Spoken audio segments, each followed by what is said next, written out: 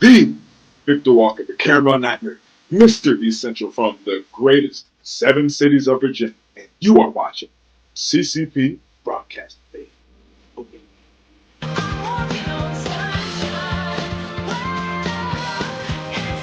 What is happening, friends of CCP Podcasting? Welcome to Beyond the Bell Live. I am Chris Page. It is a Wednesday afternoon here in sunny Florida, a day after the 43rd birthday, and I can't think of a better way to celebrate than by being here with each and every one of you today and being able to kick it and hang out with our guest today. We're going to get to that in just a moment. Before we get too deep into the party, guys and gals, you have heard the rumors. They are indeed true. November 22nd, we are coming to Castleberry, Florida.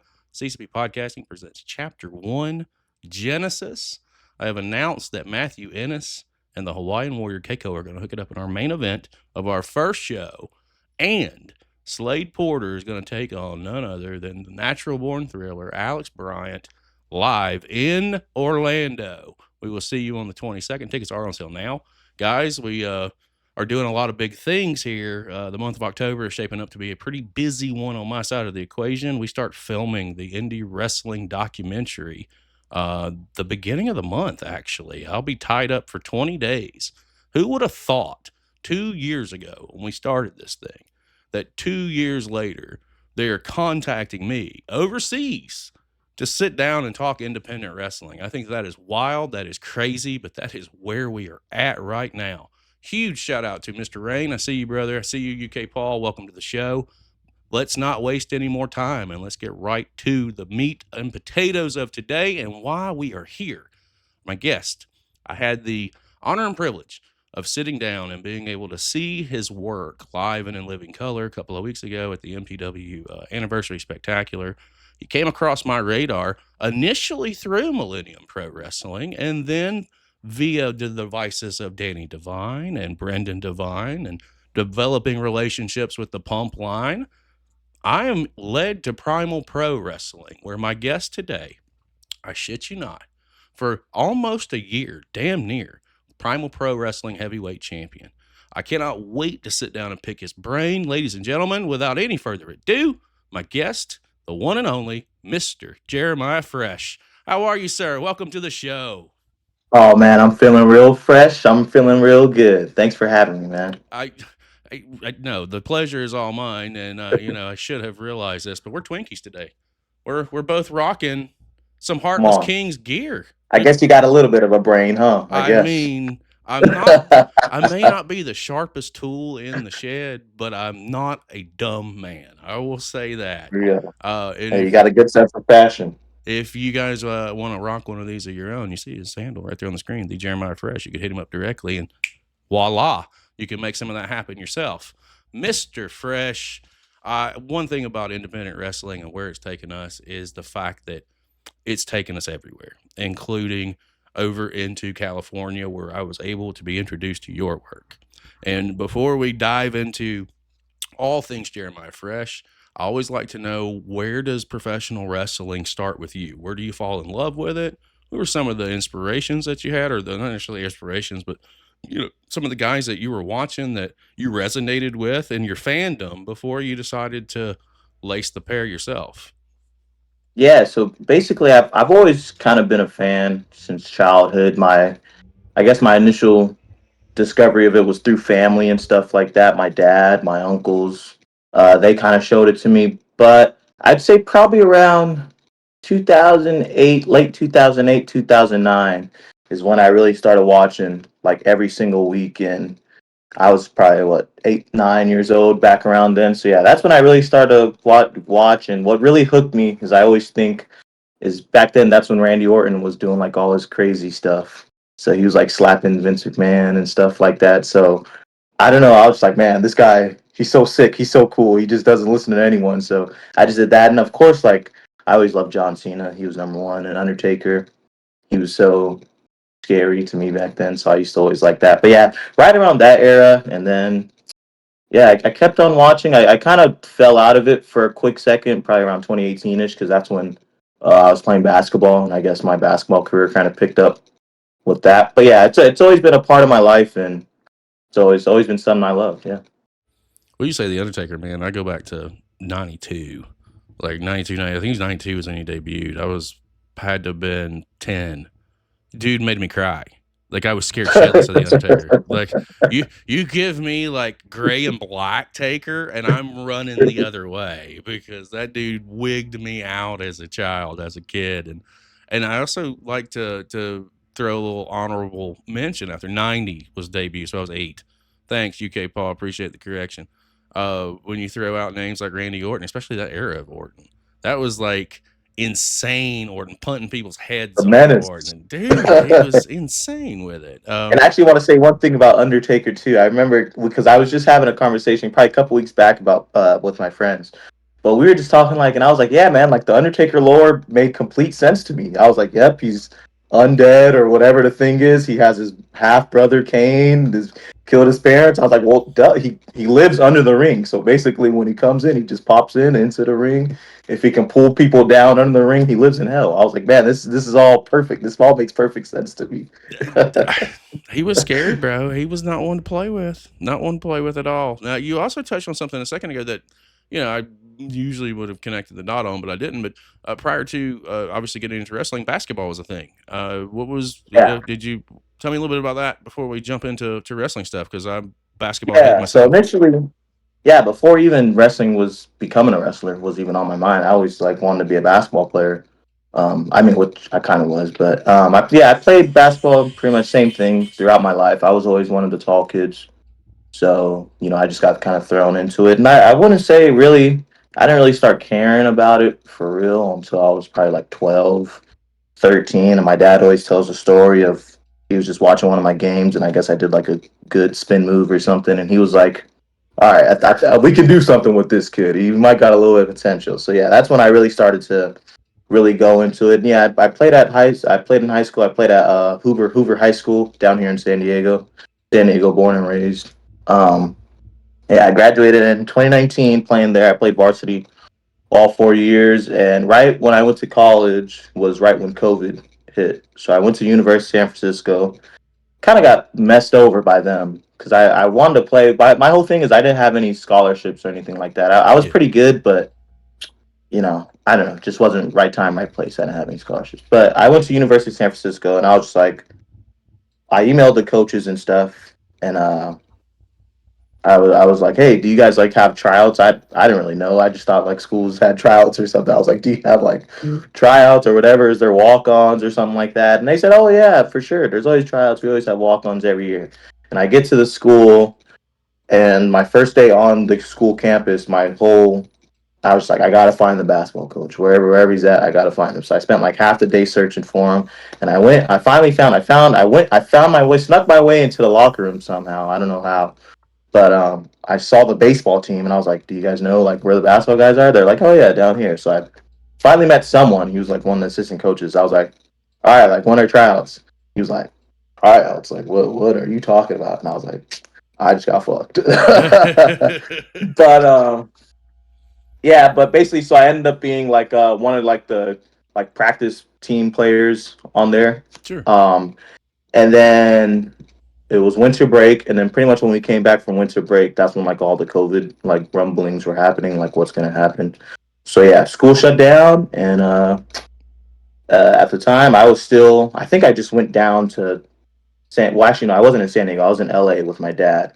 But I just went down to LA for some break thing or whatever. I don't know, I was just visiting them, and then like that weekend or that week, that's when like COVID hit and everything shut down and everything knew like school wasn't gonna happen. So I just never went back. I I just never went back. I feel you. I did the same thing. So my story, first of all, before I go into that, shout out to UK Paul. He says, "Welcome, Mr. Fresh, to CCP Podcasting." You've got Mr. Rain Hey, what's waving up? at you. SoCal. Oh fuck, I forgot his name. SoCal Gabe. Sorry, brother, my bad. SoCal Gabe is SoCal Dave, in the my house, goat, and my of course goat. Danny Devine's in the house right now too, as well, just kind of hanging Uh, out. Yeah, no, nothing for Danny. Got it. Well, I don't know why everybody has so much hate for him. Even Brandon was on Monday night, and Brandon was just like, "That guy sucks." You Uh, know what? He's a nice guy sometimes, and sometimes just a mean guy. I don't know. Pick one. Pick a side. Pick a side. That's all I say. well, I'm heartless. I'm always heartless. well, and that's a piece, man. It's all a piece. I really dig the fact that obviously were in athletics before you transitioned into professional wrestling, because it would almost not necessarily make it a seamless transition into trying to get into professional wrestling. But when you decide that this is definitely something that you want to do, being in the San Diego scene, what does jumping into and getting involved into training and getting involved into a Fed, what does that look like for you? Yeah, so continuing on, I went to after I came back from COVID. I went to San Diego Mesa College, which is a community college, and I was playing basketball there.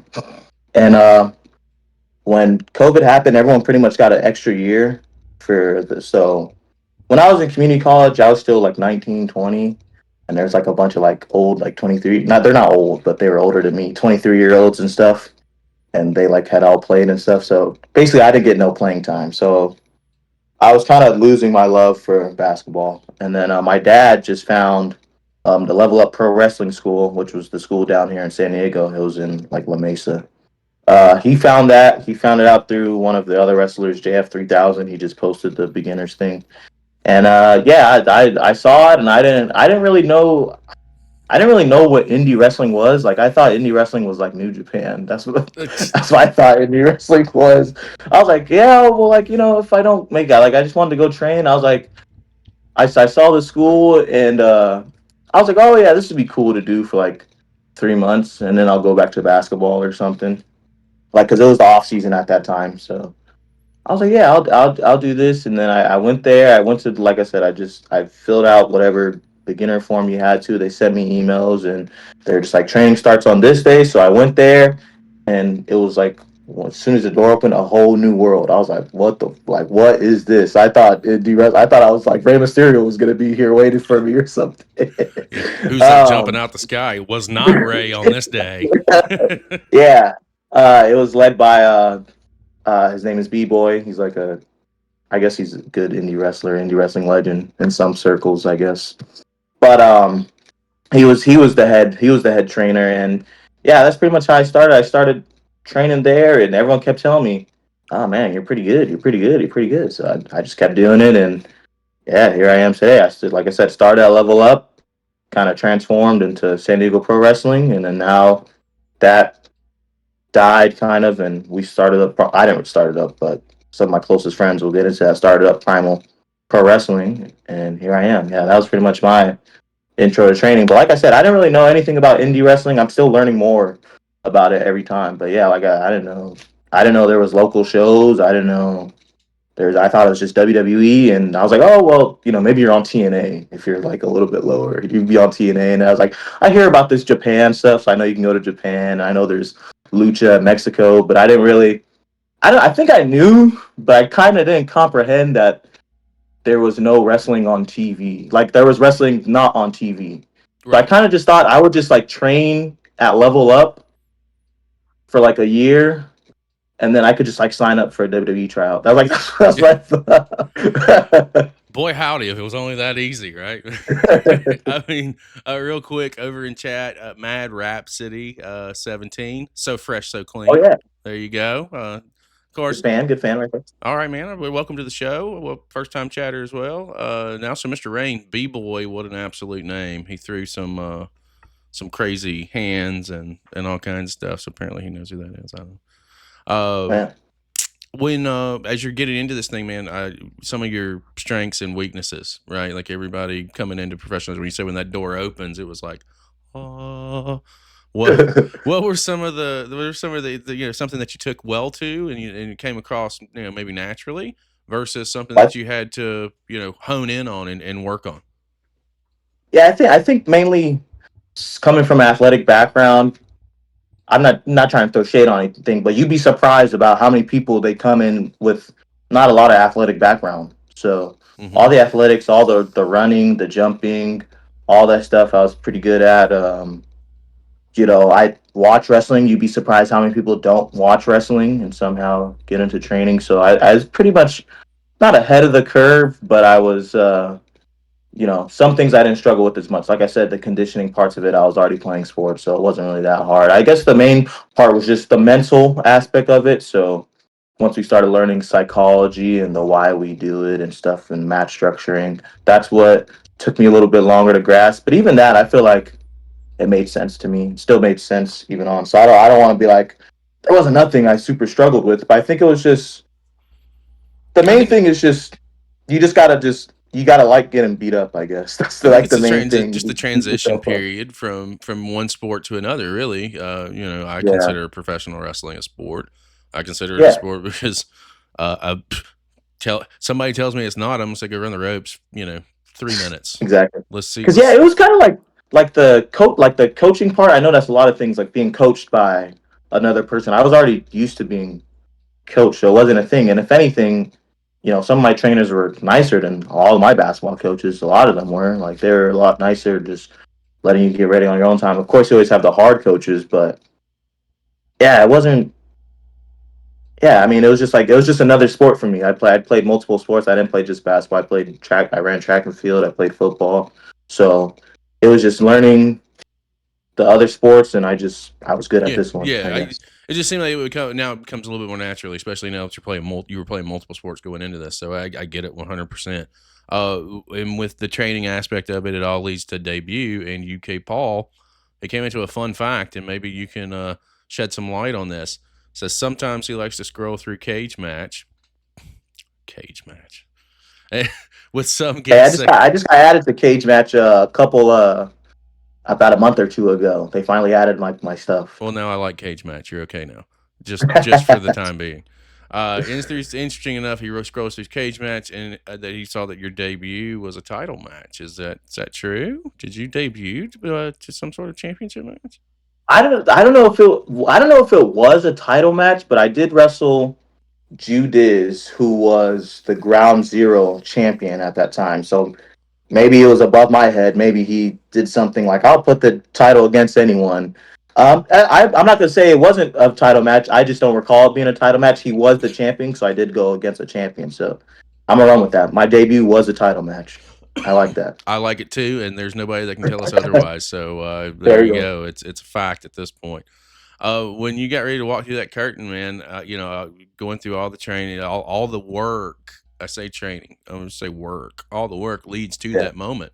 How does that feel to you? Did you have any kind of nerves, or being already an athlete, playing multiple sports, in front of probably thousands of people when it comes to basketball, baseball, the whole deal, running track, the whole nine.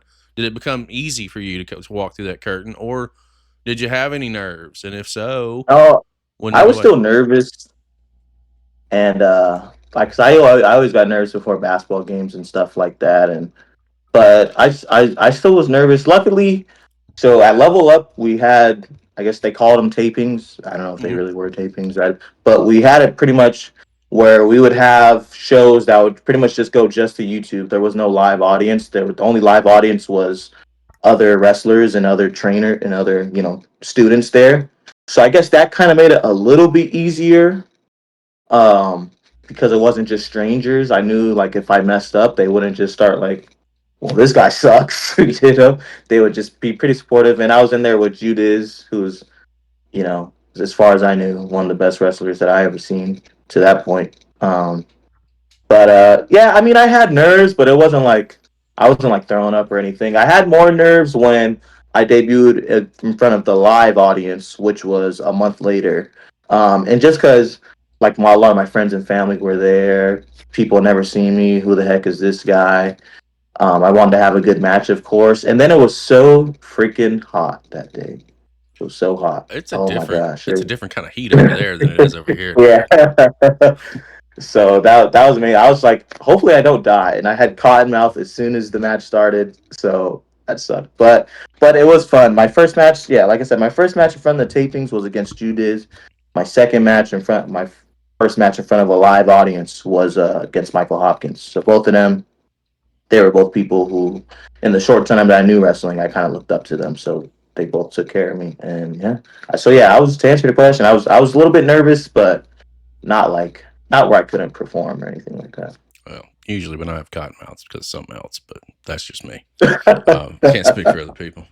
I when I debuted, man, I tell people all the time. I always have the story. Like I tripped over the steps in the ring ropes getting into the ring. Oh no, Well, bro, like, what do no. you do there? Like, I just trolled the city every time I came back. I trolled it and tripped over the stairs and the ring ropes once a week. Because back then it was it's different times. I was in the ring from '99 to '05. So back in my day, like it was almost territory. We were traveling and performing Okay. 4 or 5 times a week, same company. And it was just it was an ongoing loop. It kept you busy. And so every week, yeah, trip over the rope, and trip over the stairs, and then fucking Introducing Trip Over the Ropes guy. it became a joke. I didn't know what else to do. I mean, I was nervous, but I got over it at some point, and the rest was history. And when you start your career and you really start stepping out on the SoCal scene, because it's not just limited to one area or another. We'll talk a little bit about we'll go Primal Pro first, because that's right there in San Diego. And obviously being able to sit back and watch several of the shows up until this point. I think we've watched 3, if I'm not mistaken, Okay. full shows plus 2 hours of just kind of cherry picked matches.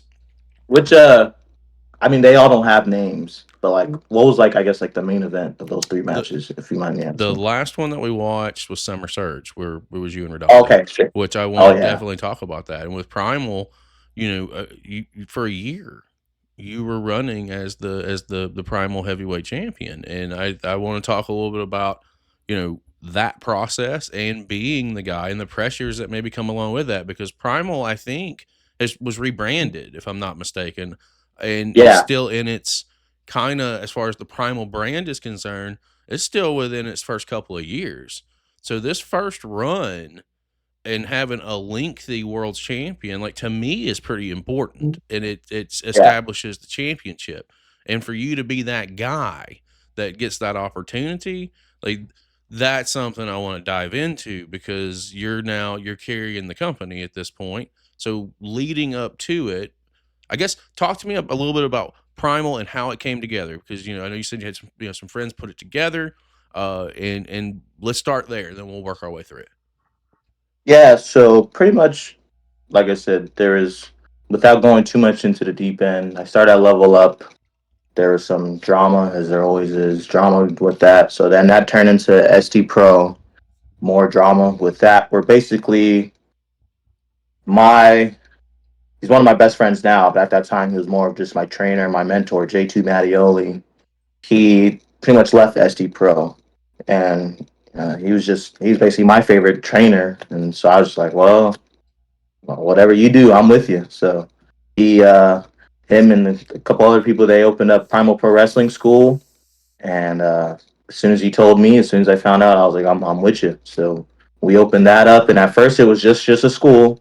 We didn't want to do any shows, any stuff like that. We just wanted just a place, because a lot of the drama just had to do with being like, you just wanted to train with you just wanted to train with no drama in the thing. And especially me, I'm a laid back guy, so I didn't really care about the drama in the first place. But like, I saw a lot of my friends, it really affected them, so I was like, well, I'll be with you guys, so yeah, just pretty much as it started off, is just we just want to have a place to train and get better with all the people that we trust and we know who have our best interests at heart. So that was J2 Mattioli. That was another trainers, Michael Hopkins, CJ Tino, guys like that. Those are people. Robin Shaw, I can't believe I forgot about him. Robin Shaw, he's a big one too. But those are the guys. Those were the main people who I liked from Level Up and SD Pro. So all of them kind of had a part in playing and open up Primal. So that's what happened. And then um, we started having shows. It was originally Skyfire Pro, and that was Robin Shaw. He started that, and he was doing that thing in Skyfire. That was one of his trainers, so that's what he named it after. So we started doing that show, and then basically that kind of morphed into. At first, it was just another San Diego show, but then it kind of just morphed into, we kind of want to do more of a student centric show. So that happened. I think he was like moving and stuff like that. A lot of different stuff turned into Primal Rage, what it is now. And yeah, we started doing a bi-weekly show, and it was presented to me that, well, I was already the Skyfire champion at that point, which was the belt of Skyfire. I beat Rebel Storm to get that belt, and we'll go on the long process of that stuff. But then that turned into the Primal Pro Wrestling Heavyweight Championship, and yeah, I held that for a million days. Yeah, forever that's what champs. that's what it felt like, the forever champ. But yeah. So it did really play a big part into me because, like you said, it was a new show, and yeah, it got rebranded, but for all intents and purposes, it was a new show. So I think it was good for people to have the constant fixture of Jeremiah Fresh and I'm the champion, and yeah, I'm the bad guy, whatever. But I think it was a good hook for the first couple months of the show for like who's gonna beat Jeremiah Fresh, who's finally gonna beat him, and then every time I'd come out and say, however many days, I'm the forever champ, I'll never lose, and for a moment in time, it kind of seemed like I wasn't ever going to lose, but then they found the one, Jake Redondo. He had my number that day, but yeah, but to go backwards, sorry. When I was first told that I was going to be the Skyfire champion, it was kind of just like a, I don't know. It was like I wasn't supposed to be champion for a long time. We were doing a story with the Heartless Kings, and we'll talk about that. But we were doing with a story of the Heartless Kings, and basically I was going to portray the leader of the Heartless Kings, which was J2 Mattioli, and pretty much take the title opportunity from him. And then I went on to win the title. But yeah, that's pretty much that's how that came to be. Man, we're gonna have to talk about Long story. we're gonna have to talk about your relationship with J2 because that just seems to be Yeah. so up and down. Over in chat, Goth, he's from the Netherlands. You may have seen him tag you on some post out there. Says he enjoys your work. Greetings from the Netherlands. Thank you. Mr. SoCal Gabe throwing some props to Robin Shaw and then turned right back around and said Mr. 352. So there, I've learned one thing in the handful of weeks that I've been able to talk to some of you guys out on the West Coast, and SoCal Gabe's in the chat. Don't argue with SoCal Gabe. That Hey yo, he's he's the man, dude. But I just want to say about SoCal Gabe real quick. He is the greatest blessing to wrestling ever happened. This guy, he'll remind you about stuff that you forgot about. If you do something, well, I remember on this date, this, and this happened, and oh, do you remember this little thing that happened? It's been this. He's so sick, and then honestly, like, I don't know, whatever I'm supposed to be saying this or stuff, but like some things, like we'll forget about it, and then we'll throw it into the storyline or whatever because, oh shit, yeah, that's right. So let's just use it. yeah. Those fans are the ones that you can truly appreciate because they're going to hold you accountable to continuity, and I can appreciate that. I love that. As a matter of fact, I hate that I didn't get a chance to meet him while I was out there. But He's always there. He even comes to MPW sometimes. So yeah, apparently he was at the MPW show, and I just didn't know. Oh. At that point in time, of course, I was on 24 hours of up at that point. By the time the main event, he's too famous. Too famous. He was, he had to hide himself. Yeah, he probably did. Probably had some blockers on or something to keep the lights out of his eyes. As you're progressing here, you obviously you just brought it up. You had a very long run, and then it came to an end at Summer Surge. Jake Redondo. I had an opportunity. The very first fun fact for you. I think I told you this face to face. The very first Primal Pro Wrestling match that I ever saw was on a Down the Rabbit Hole. It's one of our other shows where we literally would go to a Fed's page, YouTube page, and randomly pull matches from so people that we don't know, names that we don't know, maybe some faces that we're familiar with. Very first match that I saw was, I think, the first title match between you and Jake Redondo. I think you retained that on that particular day. Was it the one we have two? Was it the one where I got DQ'd, or was I just beat him? I can't remember off the top of my head. I can't, but it was one. I think it was the one. I feel probably where I just beat him. I feel like it's the one you beat him. I do feel like it's the one you beat him. I don't feel like there was a DQ in this one. I feel like it was the one you beat him. Yeah, no. So yeah, the whole thing with Jake Redondo is we had one match in January, which was originally kind of just a one-off match where I got myself disqualified because I felt he was kind of beneath me. because at that point he was really young in his career. I mean, still is, but aren't we all? But yeah, and then that match I think you're referencing. I forgot when that one happened, but yeah, the story was kind of just like, you don't got enough, kid. I'm the forever champ, bud. You'll get there one day. And then I guess he did. I guess I talked too soon. He did get there one Yeah, day. but it was a fantastic. It was a fantastic storyline. It was a great little Yeah, series. Like you can't you can't have a moment, and this is kind of where I wanted to get to with it. You can't have a moment with crowning Redondo, which we all can agree that's a moment within Primal Pro history. But you don't best have one. that without having Jeremiah Fresh. You don't Yeah, have that without having the regardless of what you were doing, as far as being on the heel side of the equation, how you were sneaking victories, or if you were beating straight up, or just DQs, whatever. You don't have that love without that hate. And in this yeah, situation, like it just seemed like you two played very well off of each other. And the main event at Summer Surge, I haven't released our show yet, that where we sat back and watched it, but it was incredible. That crowd was with you guys every step of the way, and that is a huge accomplishment for you guys, for you and Jake Redondo. You had them in the palm of your hands yeah, for 25 minutes. It was incredible. And I know you probably other people have told you that it was a great match, but other people aren't me. And not to like gas myself a little bit. We watch wrestling all over the world. I see new people in new companies and banger matches from these companies every week. If something stands out to me after 20 hours a week of watching different stuff from different continents, I think that says something, because yeah, we are watching, and I am watching that much wrestling. So for a match like that to stand out, and for me to go back to it and say, okay, guys, you probably want to watch this. It's a congratulations to you guys, because you did your jobs and you did it well. yeah. So from walking into Summer Surge, knowing that this is probably the end of the road for this first run, because just because there's one doesn't mean that there's going to be another. And now you have a number, Mister 352, to shoot for. Um, Going into this and knowing that this is a pretty big deal, did you feel any extra pressure on your shoulders for Summer Surge specifically? Because I will go on record by saying that there are several people on the SoCal scene who would say that that is the best show that Primal has done so far. So far. So what's that look like going into an event that big, knowing that you guys are about to make a moment?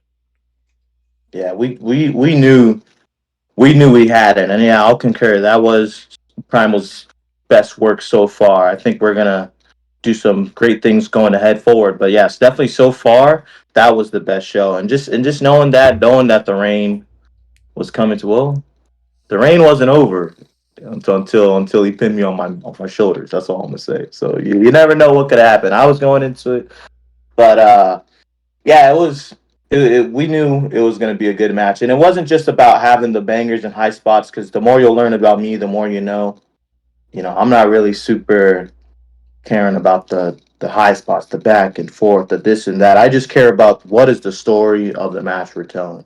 And to me, I viewed it as one of those bloodline stories, Roman Reigns versus Cody Rhodes type deals right there, where I was the forever champ, and this guy, I'm trying to pull out all the stops to beat him. Every single one of them won't work.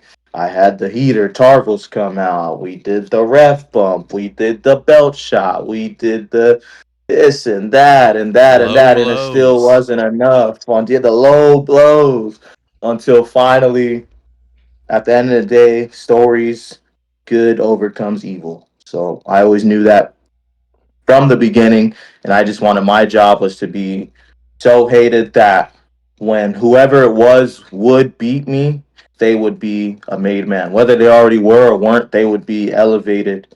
And I think that's what we did. So that was my whole thing. How can we make Jake Redondo or whoever wins the title off me be better? Because like I said, going backwards, I wasn't supposed to be champion for this long. It just was not the original plan or any stuff like that. But of course, plans change. So now I had this big thing on me. I had to not carry Primal, but I was the main champion of Primal. So that came with a lot of stuff. And Jake Redondo, he's built for it. I knew he was built for it, so I had no problems.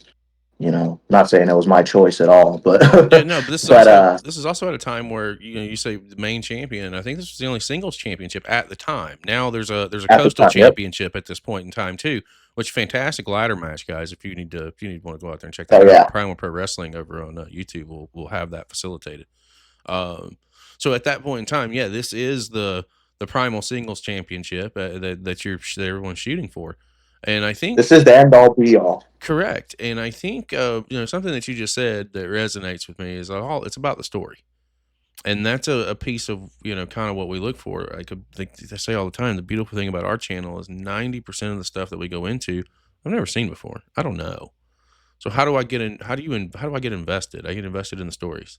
I get invested in the characters. I get invested in the stories that are being told in the match, within the confines of the match.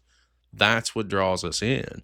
And then Yeah, when you do that with not only like myself and my other co-hosts, because there's a village here at CCP Podcasting. I'm sure you're starting to see it now. Like there's yeah, a lot yeah, of yeah. guys that from all over the world and that jump in and help us out. And like when you get them invested, and then you take it a step further, when I put on a show from the West Coast and I can draw anywhere between on a low end 200 on a Monday night, Damn, opposite of Monday Night Raw on Netflix, and draw on a low end 200 on a high end 550, 600 people that come that's in awesome. sporadically. And it's crazy, but I can run another show that's not SoCal based. And when I say SoCal, I'm talking Primal, I'm talking Millennium Pro, Yeah, and draw half of that. That's to me, that tells me something. It tells me that not only does my audience like it, but it also draws in from you guys' markets as well. And I think that is fucking beautiful. And I think that it's a way to get you guys out there in front of people because you all deserve to be seen, every one of you. yeah. I think our fans are really appreciative of the story base because I mean, when I came in and not I haven't been here that long, so maybe the scene hasn't changed that much. But when I came in 2021, 2022, I felt like all the indie shows were kind of just match, match, match, cool matches, cool matches, cool matches, and cool matches are cool, but when I think of wrestling, when we were talking about our childhood, what did we care about? We cared about the stories. Oh fuck, The Undertaker.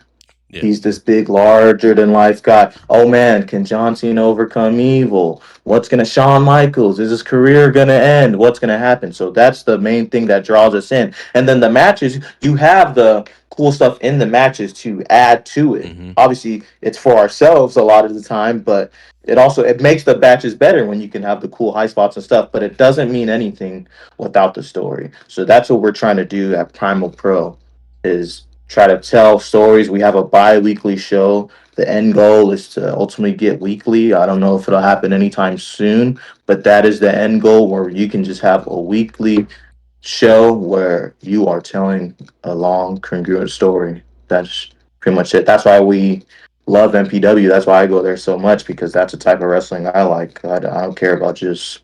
I mean, I do care about just going in and having good matches, but I care Mm-hmm. about what growing the character and growing the show, and that's why I fell in love with wrestling. I didn't fall in love because cool matches. I fell in love because the story of good versus evil. It's getting the investment. I want to shoot over to the chat real quick.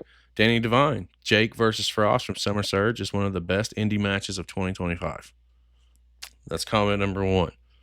No Game Unturned says hello there Number too. one. Yeah. Danny, excuse me. When you're talking about stories being the best part of the match, Danny Devine pops in, my guy. Mad Rap City, storytelling and character development for the win. And SoCal Gabe, Primal's uniquely positioned, being bi-weekly. Their content's elevated, being able to tell more of a story. Exactly. So that I don't mean to cut you off, but those are just two of our fans, and I'm sure a lot of our fans can do it. They do appreciate it. Yeah, no, That's why I think it's what makes me want to we're pay my doing money. great. It's what makes me want to buy a ticket when I go to any show. Well, prior to the channel, now I just want to buy a ticket to go to a show just so I can say I'm here because I want to see new wrestling and I want to see new people. I want to see Yeah. new faces and I want to see who can draw me in. You don't want to go to a show with me. especially if it's a show that I don't know anybody at, because I will be the quietest motherfucker in the room. I will be sitting back and I'm just watching because I'm paying attention to so many different things. I have ADHD. My brain goes in so many different directions, so I'm watching so many different aspects of it, and I'm down to the sciences, and I enjoy it. Like, it's not like I'm critiquing or anything. I'm just looking for the finer details and who can draw me in, and those that do, I go up and talk to them. Hey, man, you did a fantastic job. You don't know who the fuck I am, but I'm just coming to tell you that you did great, and I will go out and looking at more of your stuff. It's happened many a times. Yeah. I'm really looking forward to seeing what happens within 2026 with Primal, because I have not seen the shows that have transpired since Summer Surge just yet, but I am going to be going in and doing some homework on it. Where do you see yourself going? Obviously you may have eyes on getting that championship back. I know that October's right around the corner, and I believe, if memory serves from my conversation with Mr. Redondo, it's a pretty big battle royal set to take place there. Yeah, we got the big rumble, the Terror Dome. That's right. Anything that you can talk about Terror Dome wise, and then we'll pivot over to Millennium Pro. Well, yeah, just know, Jeremiah Fresh, I'm entering the Terror Dome, and Jake Redondo, he's got to watch his back because I'm getting my title right back.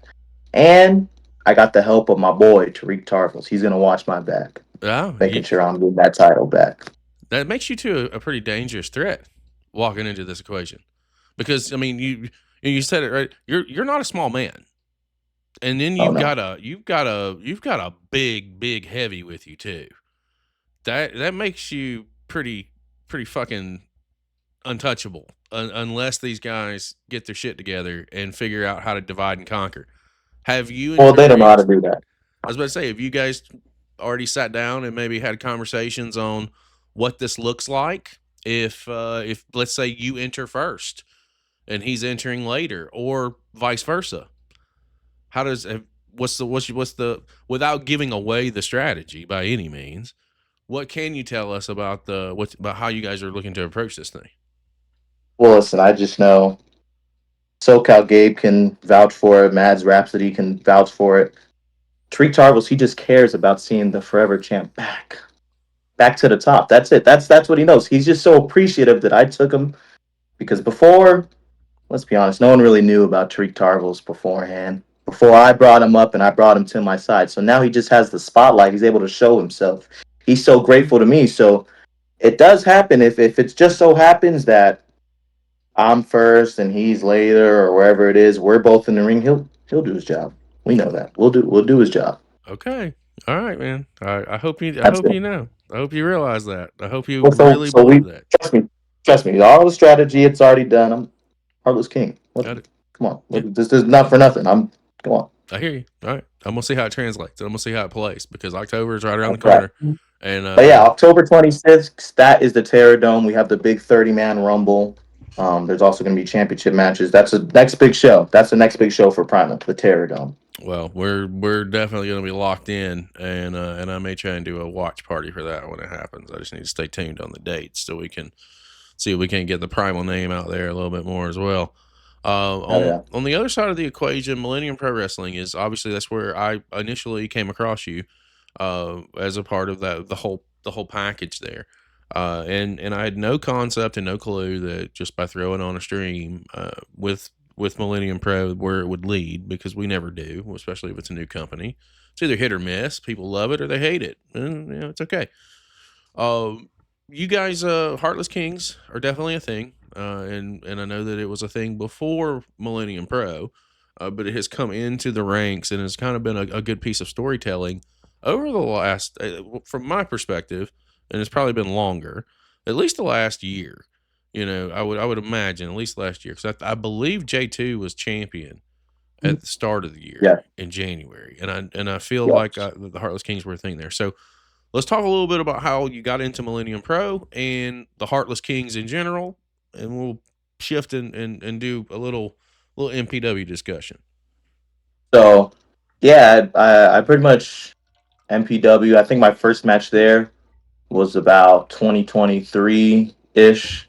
I was there with Robin Shaw, who was one of my trainers. He was one of at the time he was an MPW regular, so that was always just, I guess if whoever Danny or someone needed a guy, Danny Devine, who helps run MPW. If they needed a guy, Robin Shaw would always vouch for me, and they just trusted me. So I would just ride up with them.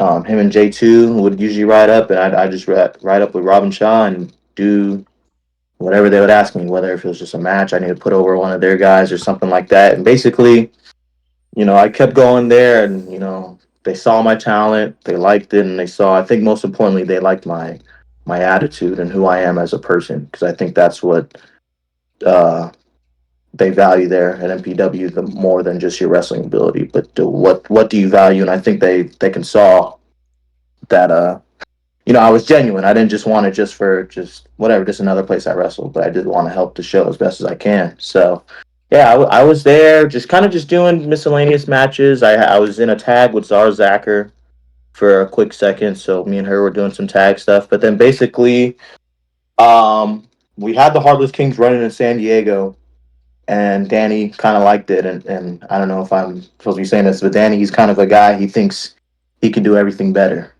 So he was like, I can do the Heartless Kings, and I can do it maybe not better, but he can do it good. Yeah.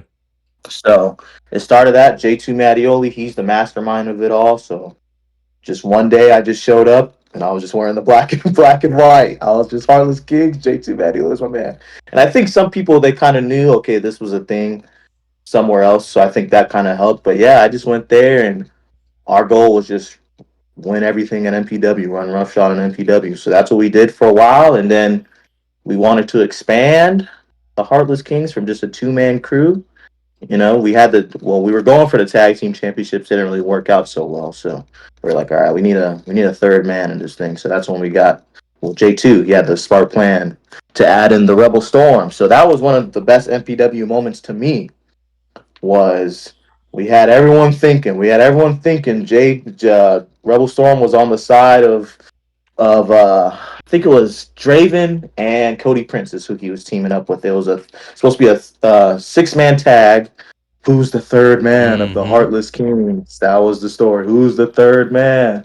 Rebel Storm, he never tagged in, just like to the plan. And right when they tagged in the Rebel Storm, moved the hand, came over to the Heartless King side. We tagged them in. Bang! Rebel Storm's in the Heartless King. So that was one of my favorite moments. But yeah, then we got Rebel Storm. Me and him, we had a run with the tag team championships, and then that's around the time J2 got the world championship. So Heartless Kings were on top. We were on top of MPW. That was our goal. But then, Rebel Storm, he messed up. He lost the tag team titles from us. So if you lose that, well, you get cut. That's basically what it is. You get cut. So that's what it is. Rebel Storm got cut for a second. We brought back J2. I'll put that part. J2 brought the pump line in. I was a little bit iffy at first, but J2 brought in the pump line. They joined the Heartless Kings. They saw the vision. They had a run with the tag team titles, but then I don't know. It's just everyone. We just kind of just started to notice J2. He got a little soft. I don't know. So he does all the singing and dancing with the crowd. Save your tears. It never really rubbed us the right way. So I made the call. I brought back in Rebel Storm, kicked J2 Mattioli out, and I mean, everyone just appreciated me so much. They named me the leader of the Heartless Kings. That's pretty much all. That's the story of the Heartless Kings right there in 2 minutes, or however long that was. I don't know. Well, let me tell you, while you were talking, Mr. Divine said, when you said something about that he can do it better, or whatever, he says doesn't think, he knows. So just thought I'd throw that out. I don't want to blast it. I don't want to put it out there. That's Oh it. no, he's very confident. That's one thing I love and appreciate about Mr. Danny Divine. He's such a good dude. Uh, you mentioned Rebel Storm, and you need to do me a favor, because and partly it's because I've been 9,000 miles an hour since I even got back from my quote unquote vacation.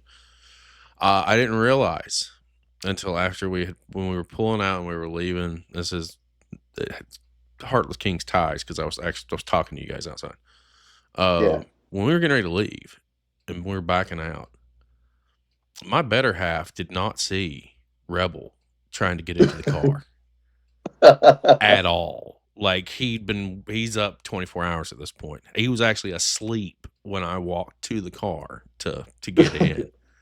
And I didn't realize it. And it didn't even register to me how close that situation was.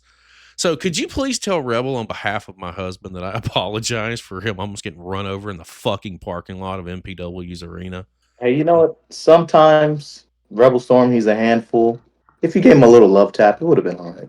Well, I probably should DM him about that because that just reminded me like that actually happened because now I'm picturing it in my head because yeah. So here's the thing with the Heartless Kings. And truthfully, I love Rebel Storm, but I love to give him a hard time because he makes it so easy. So Who easy. does? Who doesn't? Who Uh, doesn't? and I almost want to like totally get behind him, but I can't. I just can't do it. I love the fact that the pump line is involved in this because I think the world of those guys. I think they're a tremendous tag team. Here's fun fact: they're coming out here on the 31st of January for our second show. And like I was like, if y'all want to do that, yeah, I got a great team that I'd love to put you in the ring with, but A, B, C, and D. I love those guys. I think they're tremendous. I think you guys are tremendous. Being able to see the Civil War kind of unfold at the anniversary show. I do have to ask you a question. Because from my perspective, and I ain't trying to get no heat, and I ain't trying to cause no problems, no friction, but you are the leader of the Heartless King, so I figure since I have Watch you your here, word. since I have you here, I figure your word will be law on this particular question.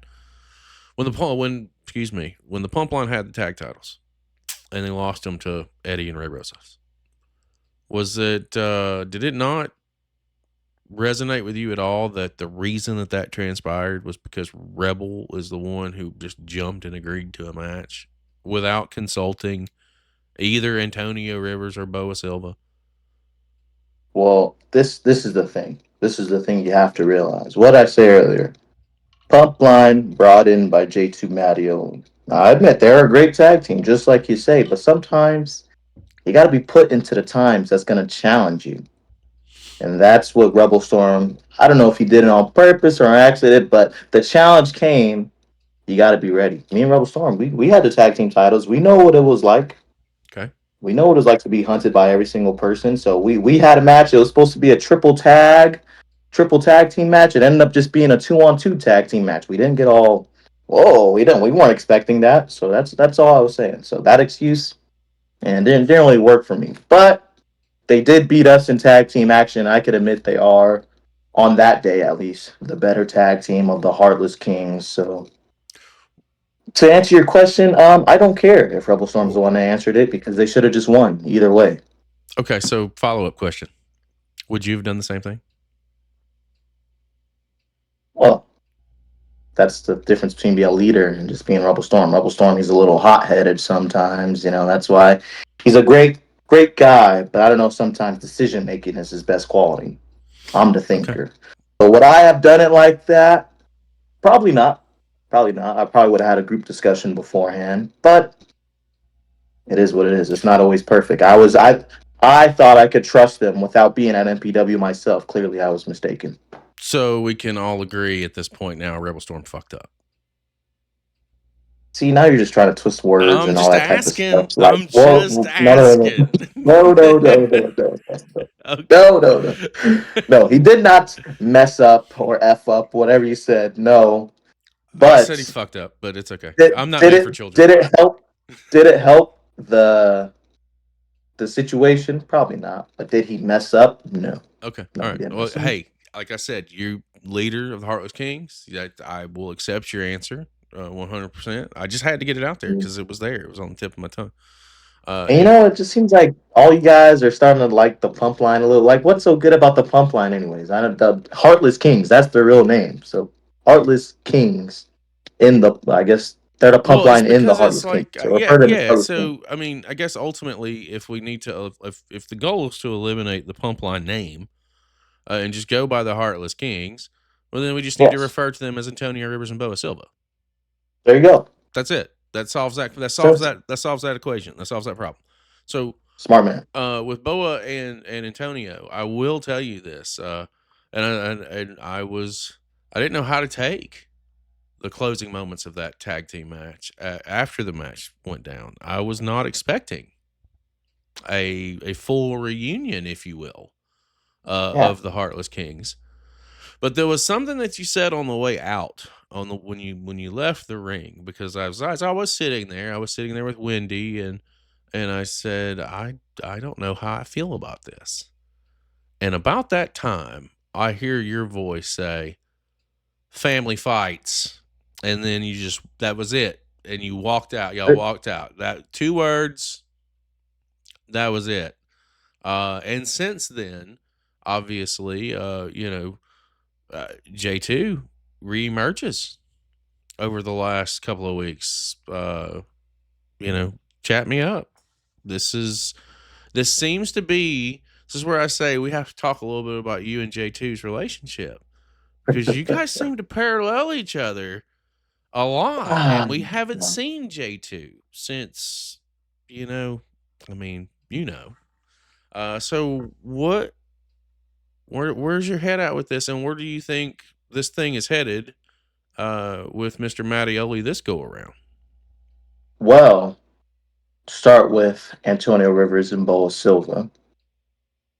It's like kind of when the little brother steps up to the big brother, kind of. They get in a few shots. Maybe they get one good one, and that's what they got one good one on us. But at the end of the day, still the big brother. You're still gonna, if you're a good kid at least, you're still gonna respect the upper thing. So I think that's what they did. They got out all their emotions. They proved for that night they were the better tag team. And I think when they were looking at us, and I was realizing, because I was giving them no respect. I wasn't gonna do anything underhanded. That's not the leader I am. So I was just looking at them, and I think they realized in this moment it was bigger than Rebel Storm fucking up. It was bigger than that. The Heartless Kings is always bigger than that. The plan is bigger than that. The plan is to take over MPW, and I think they knew they would have a better time doing that, being with us than against us. So I think that's why they had their change of heart. Like I said, you have your explosions and stuff. At the end of the day, family fights. And when family fights, they make up. So that's with them. With J2 Mattioli, well, like I said, he was one of my mentors going into this. And I was always by his side. But I don't know. When you're a Heartless King, these words mean something. And when you start showing some affection for all these people. He had a baby out there. I don't know why he cares about that baby so much. I known him way longer than that baby. Wow. I'm just saying. I'm just saying. Baby's like a couple months old. I known him for at least 2021, 4 years. I known him for that long. So, anyways, but whatever. He just started showing that maybe he's not as heartless as we once thought. So now he's coming back. He thinks that's the thing. He thinks he still calls the shots. He doesn't. I'm the king. I'm the leader. So he's trying to demand a match with me, and I'm just saying, no, you're not. You're not gonna get a. You can't just come back and just think you run everything. You get a match with me. So no, I've been talking with, um, the board of directors at MPW and Pinky, and before this, Daniel Moon. I was talking to them, and they kind of agreed with me. He's got to earn his way back to get a shot with me. So that's why he's wrestling all the. He loves the pump line. Oh, oh, oh no. Oh no. Oh no. Oh no. Oh no. Oh. He loves Antonio Oh. Rivers and Boa Silva so much. Well, he can wrestle them. Rebel Storm, I guess he kind of messed up again. So I guess we gotta have a conversation about Rebel Storm. But he's wrestling all them. And maybe if he can finally get through all them, maybe, just maybe, tiny chance he'll get his hands on me. That's it. Hmm. We didn't even make it three We're gonna minutes. edit that. We're gonna edit that part out. We That's didn't all even I make it know. 3 minutes. So I think that I'm definitely interested where all this is headed, man. I really am. I think that you guys are doing some fantastic work. It shows,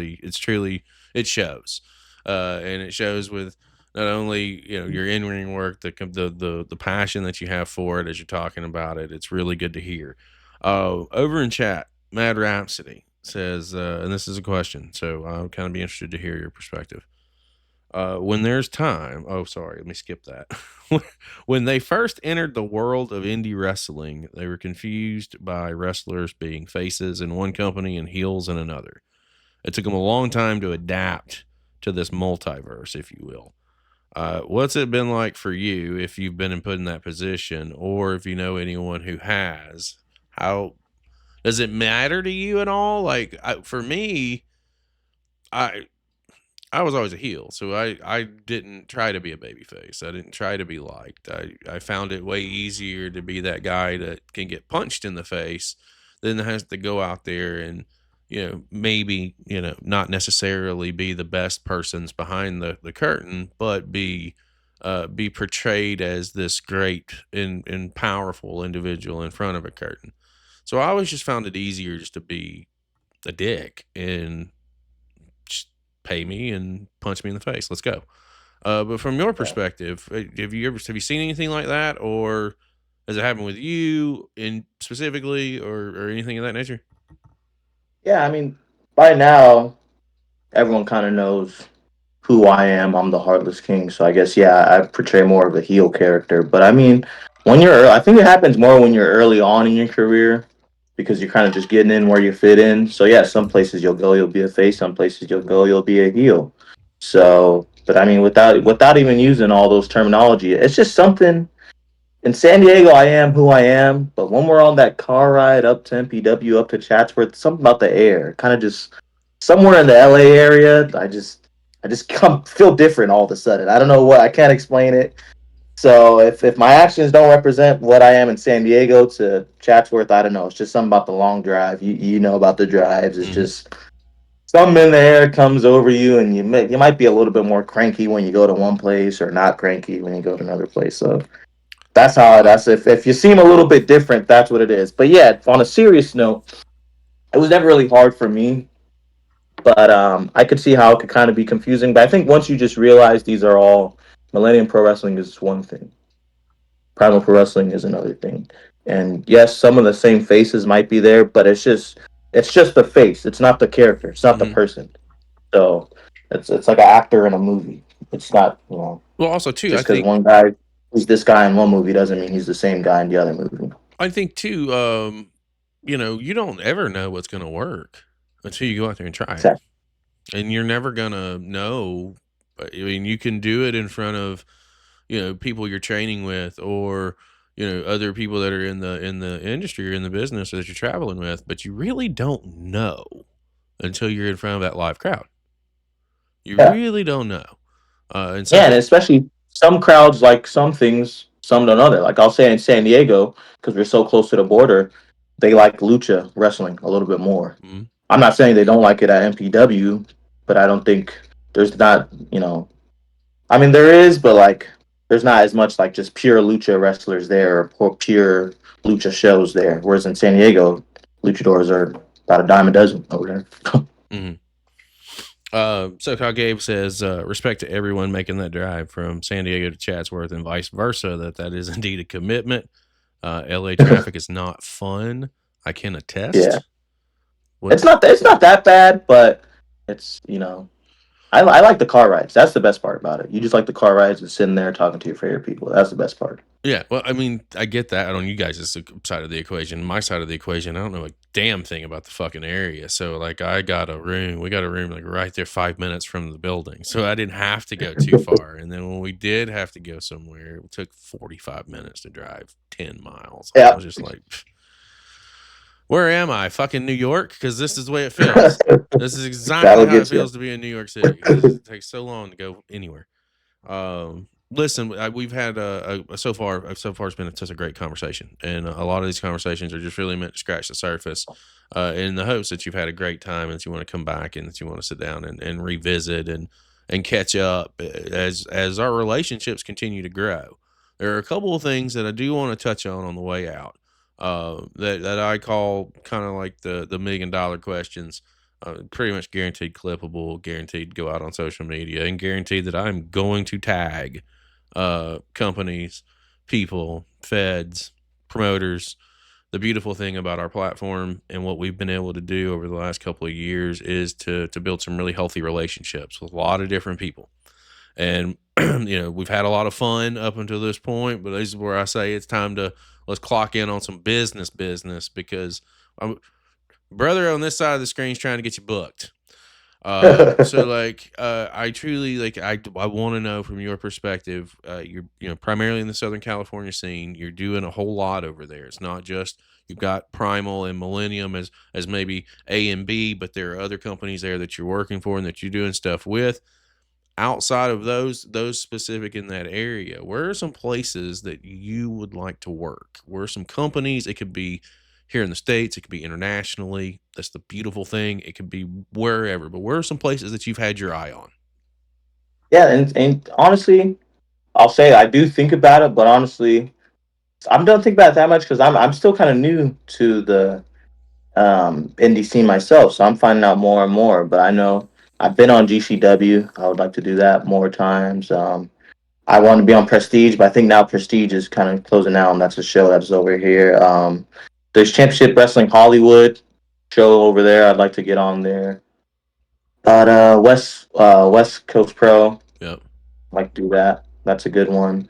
But yeah, just anything. Like I said, primarily I'm in the Southern California scene, but anything. I do want to go overseas at some point. A lot of my friends they go to Japan and stuff like that. I'd love to do that at some point. But right now, honestly, maybe it's not the answer you're looking for. But right now, I'm just happy what I'm doing. I'm 24, and I'm not trying to rush anything because coming from basketball, I was in a position where I put a lot of pressure Mm. on myself to have to put these certain goals. You have to do this. You have to get a scholarship. You got to do this and that. So like I can already see how that kind of it's good at a certain point, but at some point it also just forces you to put some goals that like you start looking at other people. Well, they're doing this and they're doing that when no, we're not. Nobody's all in the same situation. So those are my short term goals. Like I said, GCW, Prestige, Championship Hollywood, West Coast Pro shows like that. But as Okay. far as like anything else, I'm trying to just I like Primal and I like MPW. So that's where I have my own fun I got you, man. at. Like, when you say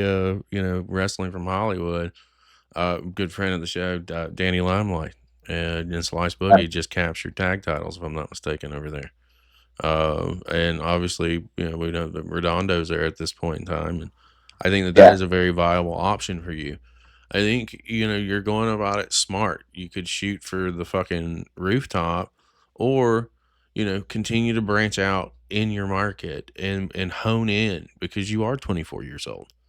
You, I always tell people, like, think about how far you've come in the first 4 years since COVID, or how far you've come since COVID, and what you've been yeah, able to accomplish. Now think about where you're going to be in the next 5 years. And here's where I say shit gets scary. Well, in a good way. You're not in your prime in 5 years in professional wrestling. yeah, You have another four or five before you hit the prime of your career. So there's so much, and there's such a big upside here, that I do think that you're going about that question the right way. I would love to see you with West Coast Pro as well. I'd love to see you yeah, out there get an opportunity, because from what I've seen, and not to gas you up, anytime that you've been given an opportunity or whatever you've been presented with, you've knocked it out of the park. You've done really yeah. well in such a short period of time, and I think that that's impressive, and it definitely needs to be spoken on. Uh, Yeah, I had a match with Alex Kane. His name is. I didn't yep, really know too much about him, but yep, I guess he was like in MLW and all that yep. type of stuff. So, and I don't know. Everyone tells me I had a good match with him. So I just think more to the point that whenever I'm given the chance, I usually, like you said, I usually step up. So. Alex Cam, friend of the channel. It's been on the show. Oh yeah. He's been in your There you seat go. before. Oh Yeah, yeah. yeah, absolutely. We cast a big net. I'm just saying, not to pat ourselves on the back or sound cocky or sound anything crazy. Like, we've talked to a lot of really good people across the last year or so, Yeah. and the roster is going to only get deeper, man, and Oh yeah. deeper as we move forward. We've got a really big month coming up in October, and this is unrelated to our show, and I'll get back to the other questions here in just a second, but I want to touch on this. Shooting well, taking part in an independent wrestling documentary. I'm being filmed like 15 days in October. That's awesome. Don't think for one fucking second that when this guy comes over, he's coming from the UK, that when he comes over here and he's sitting in my house and we're watching stuff, don't think for one second that one of the nights that he's here filming me, something from Southern California won't be on my fucking screen. Don't think for I'm just one saying. second that I won't use this opportunity to try and put more light on what all of you guys are doing down there, because I truly appreciate it. I do. And not only that, when I came out there, I was welcomed with open arms by everybody. Fucking everybody, even Rebel Storm. Yeah. And I was shocked by that. But I just, yeah, there are things, man. And I think, it kind of will lead into with the world of professional wrestling and the things going on in it. Just being so wild and crazy and, in a positive way, like it's just on fire. You've had an opportunity to get into the ring with Alex King. What other kind of opportunities are you looking for? Or maybe some bucket list matches that are on your agenda that you would just like to have if you had the opportunity? Yeah. What that is like honestly, fortunate enough if you go on my cage match, I guess. But fortunate enough, early in my career, I was able to wrestle a lot of the, I guess, San Diego slash SoCal scene staples. So I've kind of not wrestled everyone, but wrestled a lot of the top names as far as in my region a little bit. But in singles matches, I still never got as far as MPW. I haven't got a singles match with guys like Miggy Rose, Ray Rosas, Brendan Devine keeps ducking me for that singles match. That's all I know. Mm. But and then as far as other names, G Sharp was on my list. I just had a match with him. I'd love to do it again. Um, but yeah, same thing. I can't really think of because I just honestly I'm just laid back. I don't really think of too many. Nah, I don't think of too many. But I'm not watching so many shows. I just know who I know Yeah. basically. So I'm sure there's a million people I don't know. Like I seen Titus Alexander in West Coast. He's sick. Um, Alpha Zoe is cool. I think someone like that. But even just like in my scene, like a Tyler Bateman, I've never been in the ring with him. Okay. Like I said, the Ray Rosas, Brandon Devine, guys like that. Those are the guys I want to be with. The people who I know and I respect their work, and everyone else. Like I didn't know much about Alex Kane, but when they told me he's a good big name, I was like, hell yeah! So let's do it. Let's And go. I feel like we had a good match. So that's just kind of how I am. Like I said, maybe it kind of anticlimactic again, but I'm not always just I'm not that I'm not obsessed with it, but I know what I know, and I'm focused on making Primal and MPW as best as I can. So Which I not get that that. I'm Yeah. not watching every single, and not that I'm not watching every single other things, but like the Chris Nasties, I've already wrestled with Chris Nasty, but you know what I'm saying, like there's Mike Cunningham, he's over there on the East Coast. I wrestled him, so like most of the people on my bucket list when I went in starting in, I kind of already wrestled them. Okay. So now it's, I guess, make it a new list, and Or a then maybe that's bonus. 2026. Or a There you go. bonus. There it is. It's just a Exactly. bonus, brother. Anything from this point forward is just an added fucking bonus, and that's the way Exactly. that's the way I would look at it. It's like, all right, cool, like, let's do it. Well, And actually, I do want to say this. I do want to say this. Actually, one thing. This not really dream matches, but like because I was the champion for so long, I wasn't able to wrestle a lot of the students or people who debuted after me. So I was always usually wrestling like the super top guy, not to be like that, but I was always wrestling the J2s, the CJ Tinos, the chip. guys like that. So I do want to wrestle more of the, people who just more recently got on the scene. So like Yassine Khan, who's over at Primal. I wrestled Jake Redondo, but the nope, not gonna say it, not gonna say it. Antonio Rivers and Bo Silva. I wrestled Bo in a singles match. Still haven't wrestled Antonio in a singles match.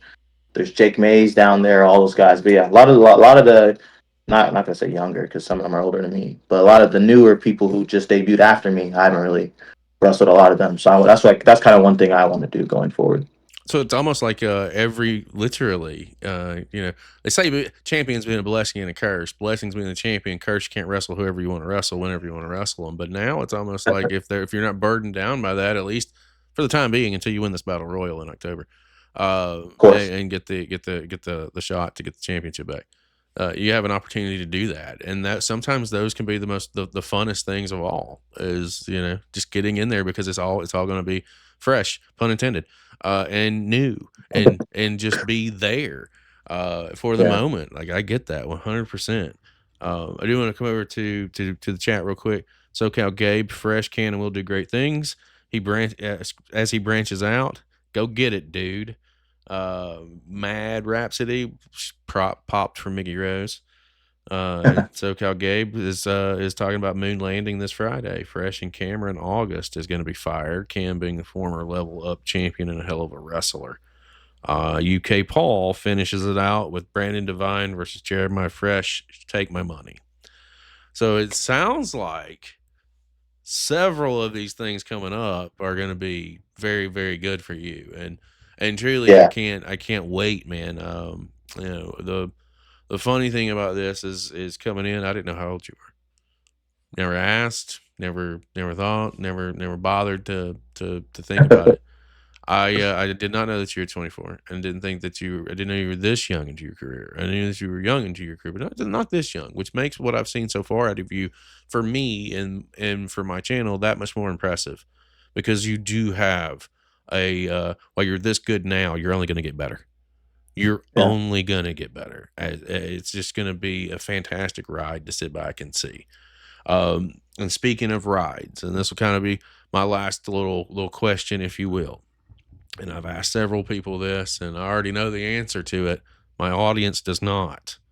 Neither do the fine folks from Southern California who are in our chat right now. They do know that we're coming out to Southern California in March 28th, the third live event of our series, if you will, the second live event of our first quarter. I've already got the name of it, Chapter 3. It's Good Vibrations, but it's going to be anything but that at the end of the day, I feel. There have been a lot of you guys that I've reached out to that I definitely want to have on this show. I had the opportunity to sit down and not necessarily sit down, but to talk to you for about 5 or 6 minutes prior to the anniversary spectacular, and I told you then, Yeah. and I'll tell you now. If this thing came to fruition and creation, I want you a part of this show. It is definitely going to happen. 99% sure it's happening on the 28th of March. Smack dab Oh yeah. in between. Yeah, dude. And I'm reaching out to Primal Pro too. I want to do a big I want to collab with the MPW from Friday night. This collaborative show featuring MPW and Primal Pro on Saturday, and then the Primal Pro show on that Sunday. One big weekend, all-star weekend, if you will, of Southern I'll be sick. California fucking wrestling. That being said, my question, I want Jeremiah Fresh on that show. Are you available on the 28th? And will you do me the honor of coming forth and joining us on this incredible journey that our live event portion is about to take? Hey, right now I don't got nothing for the new year, so I think I'm gonna be there March 28th. I think you can pencil in Fresh. It's all I need to know. We're going to be doing it in Chatsworth, so you'll have to get over the air, and whatever comes that way. SoCal Gabe throwing off some flames there, man. Let me tell you, I'm looking forward to having you a part of that show, because I do see a lot in so many of you over there. That it's incredible, and I want to be able to be here for you guys, as if there's anything that comes up that you may need for us. Like, we're more than happy to. This isn't a one-time deal. I told Danny and every other company that we have such a great relationship with and talent, we're not here for short term. I don't give a fuck about short term. That means nothing to me. I'm here about long-term relationships and building long-term relationships, because you guys are going to be the guys that are entertaining us for the next 20 fucking years. And if we don't invest into our future, then why are we here? So if there's anything that we can do along the way, whether it's a sponsorship of a match or whatever, reach out, hit us up, because I do think that you guys are worth it, and I think that everything that you guys are doing needs to be seen, especially when it comes to Millennium Pro and Primal Pro. I think you guys are really doing a fantastic job, and I couldn't be happier to be able to have sat down with you and spent a little bit of time and talking about just a little bit of what you've got going on, because there's so much more. So a whole lot. Yeah. There's so much more. Part two. I'm down. We'll make that happen. Do you have anything that you would like to say to our audience Uh, before we get ready to yeah, close I just things want to out? say more for you guys, man. Our relationship, I kind of just started just seeing, I was tagged and stuff by CCP podcasting. So I was like, oh, so what was this like? And it was just crazy for me to see that people were not only just attending the live shows, but after the fact. If you're watching the shows, you guys are watching and actually taking it in and going through all this effort. Like, this just showed me to a whole new world. Like I said, I'm learning new stuff about indie wrestling all the time. So, um, I just want to thank you guys for all the stuff. It means the world to me, even if it never came to this interview and stuff like that. But just what you guys are doing, even for you guys, even just spend 5 minutes on the match or whatever, and saying, "Oh man, I like that Jeremiah Fresh guy. He was pretty cool." Like, that stuff, it means a lot to me, and I'm sure it means a lot to a lot of other people. So I just thank you for giving your time, a whole lot of your time. As I learn more, a whole lot of your time to loving this, and you know anything. I'm glad I'm able to entertain you and give you stuff to watch. I say this. So like when it comes to time and energy, man, like we were gonna be watching this stuff. We were watching it anyway. I watch it anyway. I just had the wild hair up my ass to put a camera in front of me and invite some of my Oh yeah, friends along this ride just to see what would happen. If anything happens. I think with us is, we understand and we get that people will be appreciative that we watch their stuff. But the true thanks, and while yes, I'll always say no problem. We'll do it. We do it. We're gonna do it anyway. We're gonna always watch and we always stay in. But we don't have this without you guys that get in the ring and lace your boots, without the companies that get out there and film this and put this stuff out there so that we can stumble into it and discover it. So it's a big circle of life. And if we can draw one person who maybe didn't know the company or maybe didn't know you, and they go and they follow you, which is the Jeremiah Fresh. It's right there on the screen. Uh, it's a win because it's one other person who wasn't paying attention before who may now pay attention. And then, oh, by the way, if they share, because that shit's free too, you may put that out there in front of somebody else, and all it takes is that 3 seconds to yeah, be able to draw a connection, and then someone says, "Oh, well, now I want to go. Man, I want to go see a match now." And you just never know what can happen. This channel is proof positive of that. And what you yeah, guys are doing out on your side of the coast is proof positive of that. All you have to do is believe in what you're doing, and it will come to fruition one way or the other. And I can't wait to see in your area specifically. I can't wait to see the growth of Primal Pro over the next year. Because the crowds are already getting bigger. It's happening. Things are happening. You're still in the building phases of it, but there's yeah. a This lot of, only at Terradome. That's only going to be year one. That's going to be barely year one of Primal Pro. We haven't even been open for a whole year. and this is sick. It's going to be wild. And then with Millennium Pro, it just seems like the momentum is gaining and gaining and gaining, and it's going to pop. It's going to pop for you Yeah. guys, and it's going to be a beautiful thing to sit back and see. I cannot be more thankful for you, sir. And I appreciate you definitely coming in and hanging out. Guys in chat, we appreciate each and every one of you for coming in and hanging out with us over the last hour and a half, give or take. And I hope that you guys had a blast because I know I did. And the easiest way, as we start winding it all down, for you to show your support is by like, sharing, and subscribing. And as I've just said, the Jeremiah Fresh is where you can find him over on Instagram. Keeps it simple. Smash the follow button. And if you want one of these fucking badass t-shirts, you can DM the Jeremiah Fresh. You can hit up Antonio Rivers. You can hit up Boa Silva. You can even hit up the Rebel Storm. All four of those guys have a way to get you, maybe not the latter, I'm just, to the way to get you one of these guys right here, and you too can rock your Heartless Kings gear because it means a lot to them. And the shirt is pretty it's pretty fucking cool. I'm not gonna lie, it fits right. I was kind of yeah.